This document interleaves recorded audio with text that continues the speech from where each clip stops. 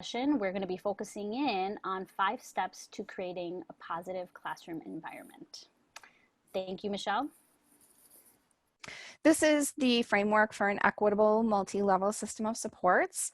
And even though you'll hear about a lot of our key features, you will be hearing most connections to strong universal level and positive school culture. Equity is at the center of our framework, and so when you see this symbol on slides, there will be a specific or strong connection to that symbol.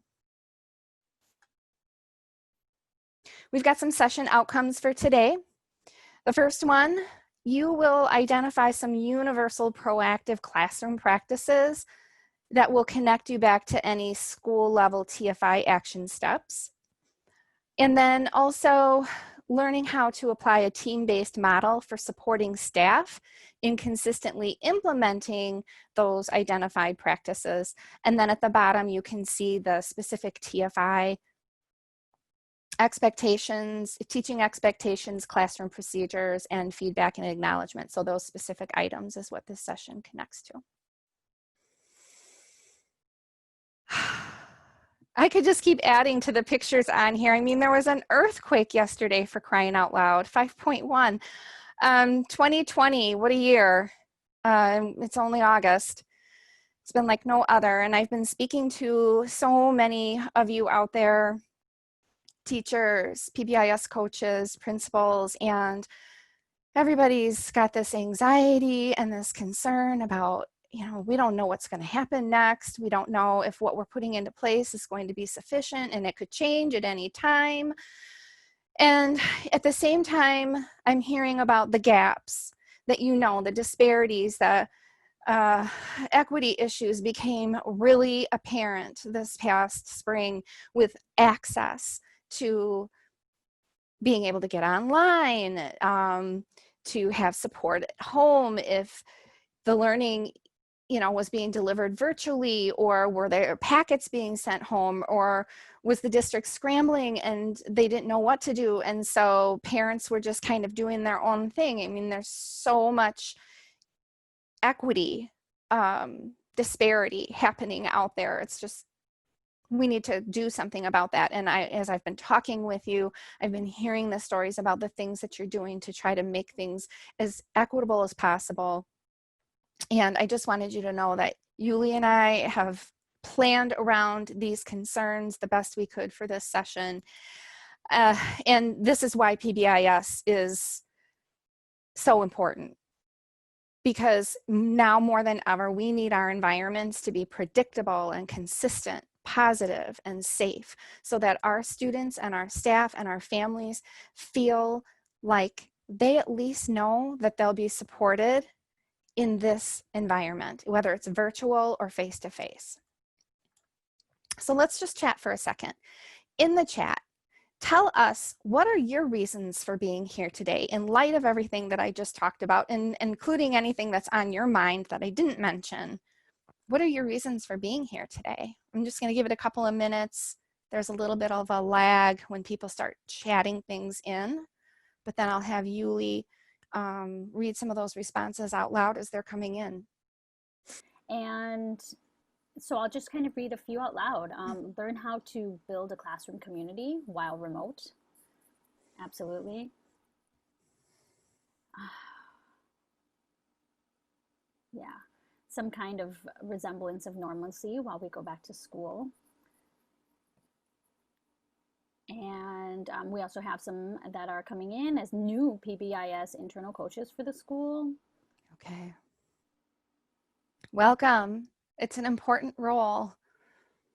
And thank you for doing it. All right. One of the first outcomes that we had is on the role of the team. And so just to set the stage for that, as a team, whether or not you signed up for this, you are the local residents, expert residents in your school. And your role as this part, we talk about team train support as kind of a mantra. And so what we want you to do is, when you're looking at selecting strategies and you're matching them up to what your system assessments tell you is needed in your school, You are trying out those practices in your own setting first to figure out the logistics and really know, like, what's it working like? What does it look like? Here's some issues I had and what I did about them. So you're building up that street cred. Because then the next piece is to train. So training is teaching. So you're going to use good instructional methods with your staff, which means that we want you to use like a gradual release of responsibility. Small bits of information going out with lots of opportunities for practicing and coming back together and talking about what's working and what's not working, so you can build off of that. And then also, because good teaching involves a lot of supporting, that's the other piece. So staff need to understand that your role actually is to train and support, so that they don't feel like they're just left hanging out there to try something that was mentioned one time at the beginning of the school year, and then have these expectations to really figure out, how does this fit in? Because it's a new practice and I've got my routines. So, and administrators thinking about, how do I, as an administrator, help the staff understand this is the role of the team. There aren't any hidden agendas. It's not evaluative. It is a support, because we want you to be able to do what's good for kids, and what's good for kids is good for us because it creates that positive culture. We have this action planning document, so you can record all of your ideas, take some personal notes in that first column that's labeled individual, and then the further columns speak to that team trained support that I just talked about. And think about, when you have team time, how will you select strategies that align to your TFI items, and how can you start small?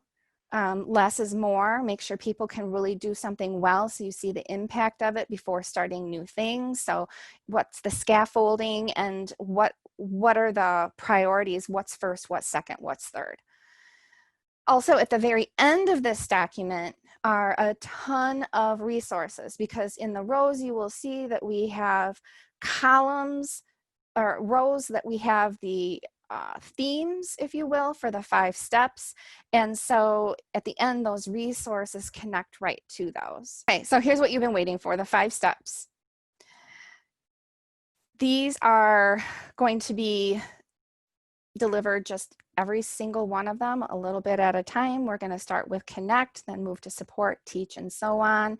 And then just remember, for any of these things to really have an impact, there will need to be a common set of practices identified for staff. So that's where the team train support comes in.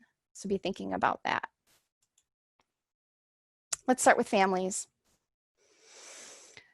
Connecting with families, establishing those strong relationships and maintaining those relationships. First of all, those consistent methods and access points. So family members really depend on good communication, whether it's through the virtual schooling option or the face-to-face. How do I get a hold of the office? How do I get a hold of my teacher so I can communicate anything that they need to know, or questions or concerns that I have?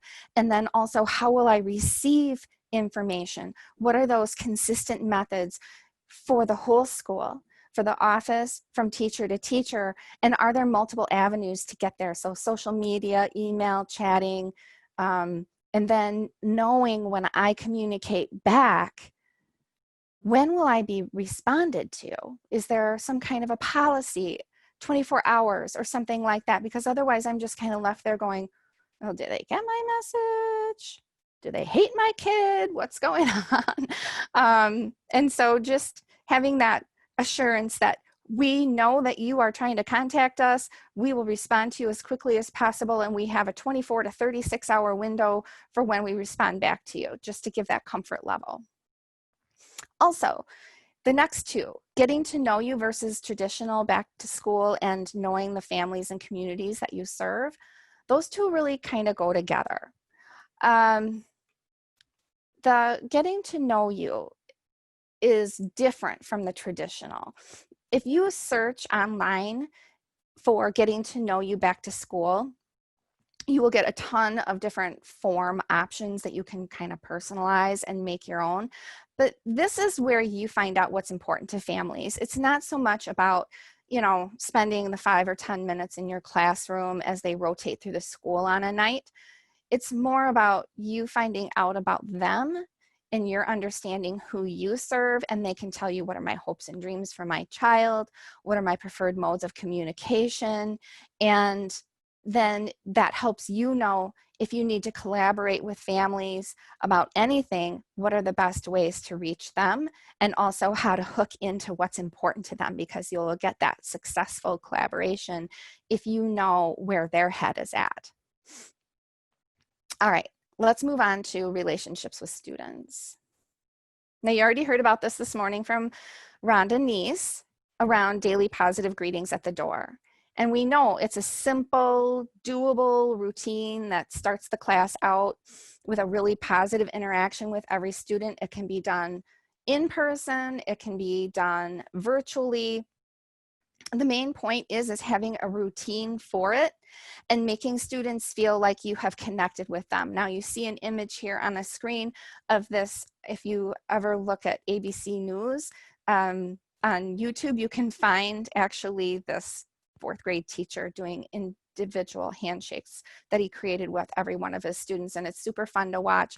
And I'm not suggesting you do handshakes, especially right now with COVID, but something personal, so that they feel seen and like they belong. That's the main point. And you see on the screen off to the right, if you download from our resource page, Positive Greetings at the Door from the National PBIS, pbis.org, it's a research brief, a practice brief, and it describes the practice in detail on the front page. And on the second page, it actually has a checklist type or rubric so that classroom teachers can actually plan what it's going to look like for them in their day. Okay, community circles. You might be familiar with this strategy. It creates those positive connections in the classroom, and it's exactly what it sounds like. Community circles is where you circle up. So it can be sitting in chairs, on the floor, standing up, at desks. And it's just really important that everybody can see each other. So you're seeing everyone and you feel seen by everyone. And then that really sets the stage for a number of things to happen. It creates that welcoming environment and allows you as a teacher to quickly scan your students to see if everyone seems to be doing okay. Maybe you will see a couple of kids that you notice something's not quite right in your world, and you know that right away. It provides that consistent, predictable structure for students, and they can get to know each other and form those strong bonds that are needed in order for classroom positive communities to happen. Use it for discussions and tie in current events into practicing social skills, into talking about daily lessons and content, something that they've applied. So the circle structure can be used for a lot of different ways, and it increases participation. The basics are having a talking piece, ensuring that you have some agreements, some community agreements about how you treat each other, the right to pass, things like that. And whoever's holding the talking piece, that's their turn to talk. And so then everybody can get their voice in the room.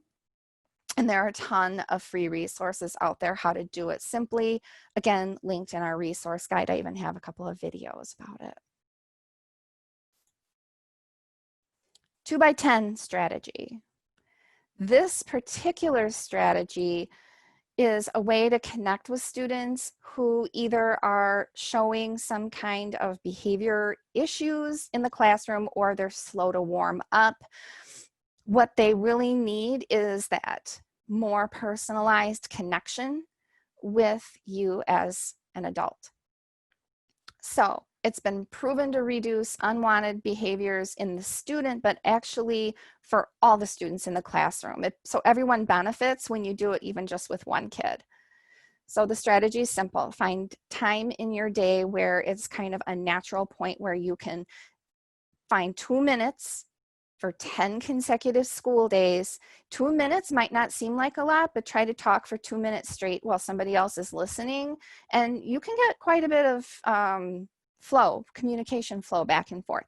So the whole point is 2 minutes, 10 consecutive days, talk about things that have nothing to do with school. So you can find out things about the student, and you can share things about yourself with the student, so you can find those things that you have in common and really gain a better understanding of the student. If you have any kind of, like, I'm not sure even what to talk to them about, kind of pay attention. I mean, it can be something as simple as, hey, you know what? That blue shirt really makes your eyes sparkle today. Or, oh, you got a new haircut. How do you feel about that? Who cuts your hair?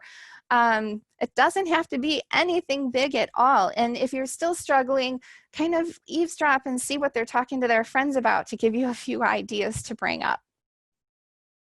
The point is that it works. So Yuli's going to launch a poll, and you will answer this question.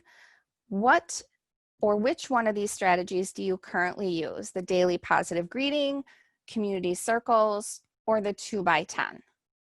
92% of you are doing daily positive greetings. That is awesome. Look at almost half of you are doing community circles. 20% of you have done the 2x10. That's great. Okay. Thank you for that, everyone. So because of that, now I want to know, we're going to have 2 minutes in the chat.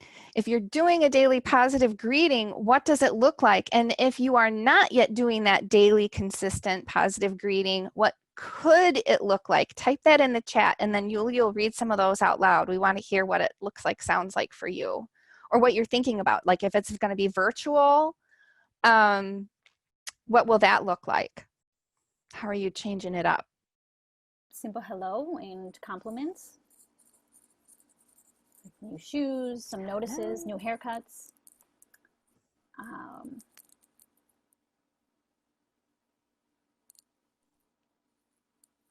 Let the students choose a handshake or a dance or a greeting statement. Oh, that's nice, bringing in some student voice. As simple as saying hi by the student's name while unpacking. Morning meeting provides a space for some more greetings by name. So that name connection. Connect to students' interest, comment on a game, activity, showing them you're paying attention. Nice.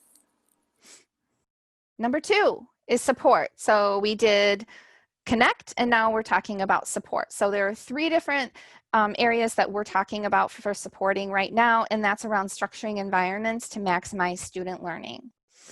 Classroom matrix, prompting and pre-correcting, and that 5-to-1 positive ratio. So let's start out with the matrix. I've been seeing some great matrix examples roll in because I've been getting this question a lot lately. And so some of my closer PBIS external coaches and internal coaches and even principals have been asking me about this. So this example here for the matrix, it's powerful because it's like your anchor chart for teaching everything that you need students to be able to know to be successful in whatever learning environment is. So this one comes from the guidance from the pbis.org people, as well as all these other organizations that are up here. And there are hallway, classroom, bus, and then they went and did the online group and online independent type of contexts or settings. And then across, they have the respect, responsibility, and safety. At the bottom, that all context and settings is really for those adult behaviors. So, making sure that we are consistent and predictable and positive.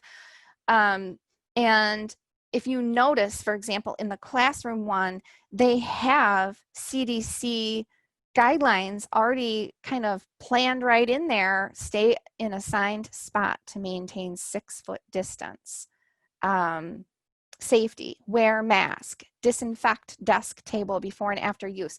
So remember, the matrix is going to have those bullet points that are more succinct, and then the behavior lesson plans or the social skill lesson plans that go along with those are separate. These are your anchors, and then you're going to do lesson plans and teaching and supporting after that. The second support strategy is prompting and pre-correcting. It's often overlooked as a strategy. I mean, you teachers, you do this all the time, but think about how if you were even more intentional about it as part of your plan to prompt and pre-correct, how powerful it could be. I mean, I can't even tell you how many times I've been asked the question, like, why should I prompt them? They know this. I've taught them that. I shouldn't have to tell them all the time. And I think about, you know, going into the movie theater, and there's always that cue to silence your cell phones or your personal devices, and we all know we should do it, but that reminder makes it so much more likely that everyone will do it. So, you know, you want to have those instances where you know that there is a high rate of error or forgetting or mistakes, you know, common mistakes that kids normally make. Those are the ones where you really want to plan for those prompts or pre-corrections to increase the likelihood that students will do them. And just make sure that you're thinking about, like, do I need to prevent something from happening? So A, we don't waste time, or B, so that they don't learn to do something incorrectly and then they have to unlearn that and learn something new. Understandable. So even if it's the stranger test, like if Michelle Paulzine was going to walk into your classroom, would she be able to follow the directions? And then specific and explicit. What does it look like, sound like? Right down to the point. Because remember, part of positive in PBIS is stating things to the positive or the affirmative, not the negative. So instead of don't do that, it's do this. So we know what it looks like, sounds like. Less chance for error. And then that 5-to-1, we talked about that this morning as well with Rhonda for the keynote. Appreciation. Everybody likes to feel appreciated. You're going to have fewer disruptions. Students are going to be more engaged and generally more positive. So how can you achieve a 5-to-1? Because that does seem like a lot, right? And just know this 5-to-1 actually came from marriage research, and they were actually able to predict with like 97 or 98% accuracy who would stay married. These researchers could predict that by the number of positive to negative interactions that couples had, and they found that 5-to-1 was the magical number.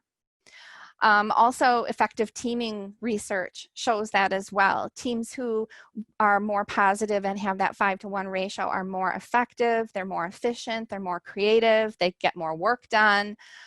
So there's that. But then if you want to apply it to school, University of Washington actually did do a study on this, and they found that when teachers were observed and then given their ratios and then encouraged to increase their ratios, that they saw significant positive outcomes for students, that there were much fewer disruptions and higher levels of engagement and actually higher levels of academic achievement. So it does apply directly to the school. They've done that study. So you can do that through social reinforcement and specific positive feedback. Social reinforcement can be delivered by the teacher. So all those greetings, those thumbs up, those hand claps or signals to let everybody know that they're right on track. The teacher can set that up so they are student delivered. If you've ever seen kids like snapping for each other to encourage each other, or send magic with their fingers, or just those compliment giving opportunities so that they're actually able to notice what other people are doing and give them affirmations. Those are all examples of social reinforcement, which is highly important. And then specific positive feedback we'll talk about in a minute. But just so you know that there is actually an app that you can use from the University of Oregon. It's a free download, Android and Apple. It's called the Be Positive app, and you can see that in the bottom right-hand corner. That will actually help you track your positive to corrective ratios. So just thinking about those 5-to-1 ratios, we've got another poll. So Yuli, will you launch the poll?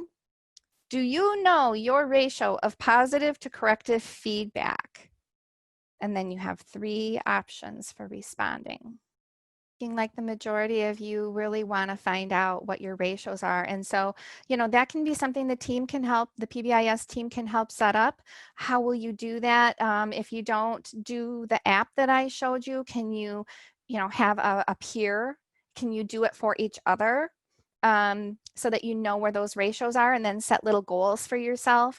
If the PBIS team and the administrator send out reminders to the whole staff in the morning, just remember to do your 5-to-1, and then asking the question of the day, did you focus in on increasing the positives? That will help, right? Because it's about changing adult behaviors. And so we need those pre-corrections and prompts to help us do that. Let's talk about the specific positive feedback. That was that other type of support that I mentioned beyond all of that social reinforcement. And the formula is simple. It's the student. So what did the student, what's their name, who are they, what was their effort, and what were the results of what they did? What was the outcome? And so here's a quick example of that. Yuli, here's her effort. You've been focusing on the participant chats, and the outcome of that, which is why you're so good at keeping everyone engaged, because we know that when you read their answers out, they're hoping that you'll read theirs, right? And they want to hear what other people say, so that's engagement. So this is, sometimes we call it praise, sometimes we call it specific positive praise, but the end result is that it's a compliment, it's an acknowledgement, it's a feedback, and we know that feedback is very, very important to any instructional cycle. It improves student skills, and it's very effective in doing that. So you can use these specifics for academics as well, because the formula will not change whether it's behavioral, social, or academic. So I'm going to give you your turn right now. And I want you to think about a social skill or behavioral skill that you want students to really use automatically, and then think about a specific positive praise statement that you can use. Write it on a piece of paper using the formula student, effort, outcome, and then if you want to share it, type it in the chat and Yuli will read some of those out loud. We have Mary, you're sitting, you're starting to get upset, but you took 3 breaths and calmed yourself down. Fabulous. Nice. Mm-hmm. Johnny, I love that you're keeping your mask on your face. You're doing a great job of keeping your germs to yourself and not spreading those to our friends. I love it. Yeah. Yeah. We are so much more likely to do things if we know that there was actually some kind of benefit, right? Because that's how we're wired. We want to know that what we're doing is actually meaningful. So these are great. Here's an exemplar. Oh, sorry. Go ahead. More. Read it. More. Yep. Storm, you're being an active listener with your eyes, ears, and body. Now Jayla knows that you're listening and she feels heard and respected. Nice. Amen. The beautiful thing about these is you can actually turn these around into a pre-correction or a prompt just by changing the words around. So you can actually prompt it and then praise it. The same, what you're looking for, and ooh, I saw it. Okay, that's great. Thanks, everyone. Number 3 in our 5 steps is teach. So let's talk about this skill development model. And this is the case for all learning, whether it's academic, social, or behavioral. And oftentimes, PBIS, one of the complaints is that, well, we taught the kids this and they're not doing it. Or, oh, well, they know what to do because when I ask them to do it, they can tell me what it is that they're supposed to do, but then they don't do it, so they're choosing not to. I hear things like that. Well, if you think about the skill development model, when you have something that you're teaching brand new, a skill or a strategy, that's the initial exposure. And then you want students to learn it with accuracy. And you're going to do that by modeling and practicing. And then the practicing part, the more opportunities you have to practice in multiple ways throughout the course of the day, that's how students become fluent and automatic.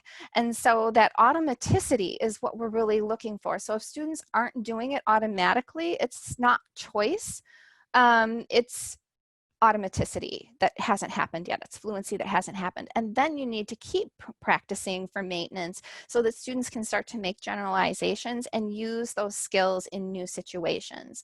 So you might see some behaviors kind of waning off, or some social skills that need, you know, we come back from being away from school for a while, we're going to need to become more fluent with some of those skills again because we're out of practice. And so we'll just need to, we know the students know how to do them, but they're going to need more practice so that it becomes automatic again. And I talked about this a little earlier about, you know, the team training adults, but this gradual release of responsibility is an instructional framework that works for academics. Anita Archer is, if you know Anita Archer, there is a video actually linked in our resources of her doing this with teaching kids how to participate.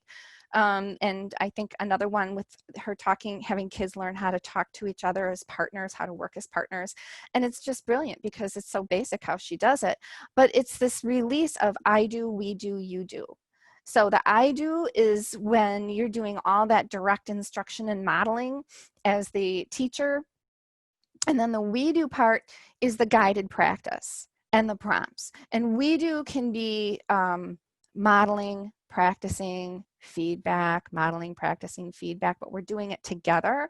And then there's the you do part where the students are doing that independently with feedback. So let's just go through this example of having students have their materials ready for class. So the expectation is have materials ready for class. So the I do part could really be making that direct connection to the classroom matrix, right? Because you're teaching something, being responsible, and then reviewing what's needed. And oh, here's a prompt, here's a pre-correction. I've got on the whiteboard all the materials that I need to get out. And so you're going to model that for them. And so you might have a student's desk that you're helping model that with, getting out their notebook, their pencil, their Chromebook, things like that. And then talking about each one and quantifying like, oh, yep, I'm supposed to have this, I'm supposed to have that. And you know, students, we're going to be watching a video and we're going to be using our Chromebook to, you know, take some notes, whatever it is, giving them kind of that quick review of the purpose of what you're going to be using the materials for and how it connects to the lesson. And then as you move on, that we do part is again using that classroom matrix as a prompt, and then being a little more guiding. You're shifting that cognitive load over to the students. So you know, oh, you know, remember when we come in being responsible, we're going to be starting reading time now. So, you know, look at the board. What is it that you need? Oh, yeah. And so there's that coaching that's coming on, and you're giving those hints and those pre-corrections, and then also reinforcing like, oh, I see a couple computers are out. I see, oh, everyone has their pencils. And so you're reinforcing that. And then, oh, what do I do if I don't know what I'm supposed to be doing? Oh, right, I can look and see what Michelle is doing. And so those are those kind of, you know, coaching so that we're doing it together still. And then, you know, you could even start to set that timer to see how long it takes so that when you're moving to that independent you do, that we can see if students are, you know, doing it more quickly, and you know, have them challenge them, you know, how quickly can we do this so we have more learning time. So then the you do part is still, there's prompts about the upcoming lesson. Okay, class, it's time for reading. Have your materials, you know, get your materials ready, and then observe them, getting them out, and really, you know, still giving that yep, Thank you for getting those out. And so you're noticing the class as a whole. So it's not like you just kind of stand back and do nothing, but they're doing it more automatically now. You don't have to do as much time or intensity in teaching that routine anymore. So that's the I do, we do, you do gradual release of responsibility. And so I just have this question to ask you now based upon that. Have you made some connections to the gradual release of responsibility? And Yuli's going to launch a poll, and let's just kind of see like what kind of connections are being made there for you. Let's end the poll and view those results. So about 82% of you really know that I do, we do, you do model. Some of you are still thinking about it, how to make those connections, how to lesson plan around those things. And then just a handful of you are saying, you know what, I need more support. And that's what we're here for. So reach out. Reach out to your technical assistance coordinator or specifically to Yuli or I, and we can help you do some more of that planning around using the gradual release model. Okay. So one way to practice this, and we do have in the resources, we have that gradual release of responsibility example kind of handout that you can use as like a guide. But I thought, you know what? Everybody's going to have to learn how to do proper hand washing. And I found this really great visual from the CDC website. And so with your team, you can actually write a behavior lesson plan around hand washing. Since it'll be useful to you, might as well, right? So there is that for you to use later on. You can get some practice. All right, moving on to monitor. Monitoring means looking at all the different areas of safety, health, social, emotional, academic, behavior, and really identifying who's doing well and who needs more support. And then once we identify those students using some early warning system risk indicators, then we can start making a plan about how to support them. So attendance, behavior, and coursework, the ABCs of an early warning system. And then we have taken those and expanded those out to include some specific areas. So the first thing that we will monitor is attendance. These things have come up through the attendanceworks.org website around contact, connectivity, and presence. So here's some guiding questions for you to think about. Are all students, were you able to contact them when they were away from school? Have you still had trouble contacting them as they're getting ready to come back? Who can you not reach? When was the last time you successfully contacted them? What about connectivity? Do they have the internet? Do they have the technology? And then presence is a totally different, like, are they present? And then looking at those absenteeism rates of 5%, 10%, 15%. So this is an individual kid, each individual kid. How much school are they in session for? Ideally, 0 to 4% is the satisfactory range of each kid attending school. Anything more than that, starting at 5%, is risk. And so risk for dropping out of school and school failure. So unexcused or excused absences doesn't matter because they missed instruction, they missed those social connections, they missed opportunities to feel like they belong. So those are the things that you would want to measure there. Then for B, behavior, we're talking about engagement and social emotional. So over here on the right, you see this great example a teacher had for just doing that general check-in in the morning just to monitor how are my students doing. And so the directions say grab a post-it, write your name on the back and place it next to the feeling, the description that matches your feelings. So there's a real quick scan class-wide of what the range is for mental health, and then you know the ones that are in a really dark place or having a hard time and wouldn't mind a check-in, that you can actually do those responding and actually even ask for help beyond that from the systems of support that are in place in your school. So, you know, are the students responding to those daily opportunities for interaction, not just beyond showing up for school, but actually are they engaged? Are they connected? Are they clicked in? Are they having verbal exchanges with their peers? Are they having those virtual chats? Are they cooperating in their small groups? Have they connected to friends? So they're there and they're engaged.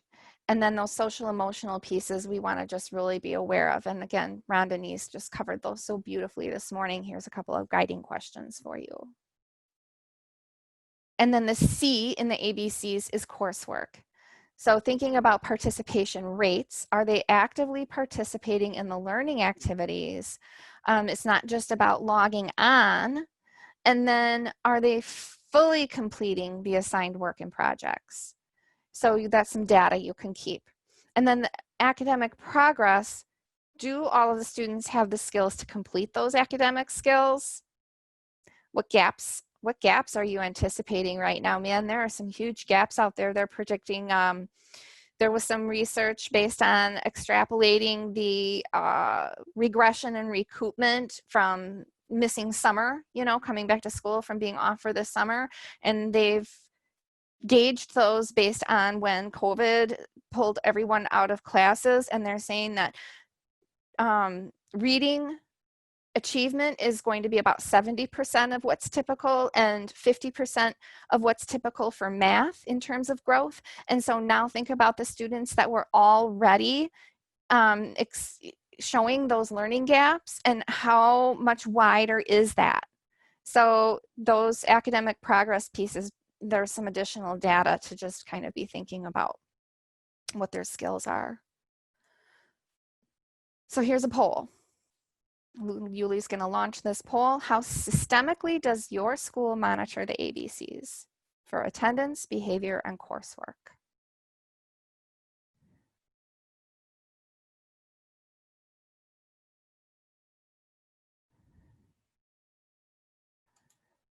Okay.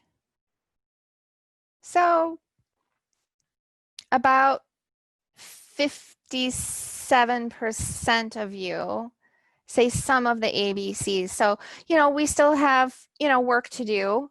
If you're on the team, are there ways that you can start implementing some of this monitoring? And if you're not on the team, can you share this with the team in your school? Something to put on your action plan. Because what we don't measure, what we don't monitor, we can't change. Okay, step 5, reflect and adjust. And John Dewey, I love this quote, we do not learn from experience, we learn from reflecting on the experience. So that's where all the learning happens, is all that processing. So we need to give that time to really think about our practices and what's working, what's not working, and what do we need to change. Here are some questions that you can ask and note. Some of them ask questions like, do I have some biases that are shaping how I'm perceiving a student's behavior? Tapping back into our keynote this morning, what are some other ways to think about that? What are our vulnerable decision points or emotion points where our thinking is clouded? Or thinking about, have I consistently supported students' needs? Have I been consistent or timely and proactive? Have I been reactionary instead of proactive? Which one of these steps around connecting or supporting or teaching should I be keying into? You know, using that data. And then, do I need support from someone else in the school? You know, we're a team at the school, so what other support can I get? So remember, first we talked about the role of the team, which was one of the outcomes for today around getting those current teaming structures set up in a way that facilitates the use of those high quality evidence-based strategies with fidelity, trying out those strategies, training the staff, and then providing that ongoing support so that we know that they're being implemented well and with fidelity. And then that second outcome of today around choosing those proactive practices that connect to the TFI items that you've identified that your school needs to work on, using teaching, classroom procedures, and feedback or acknowledgement systems. Remember to, use that planning document that we gave you and record your ideas on that. Again, there's that link to that action plan. If you didn't get it downloaded, you still have an opportunity. So thank you. Yuli and I thank you. Melissa thanks you. Go on, have a great rest of your conference, and thanks for being here.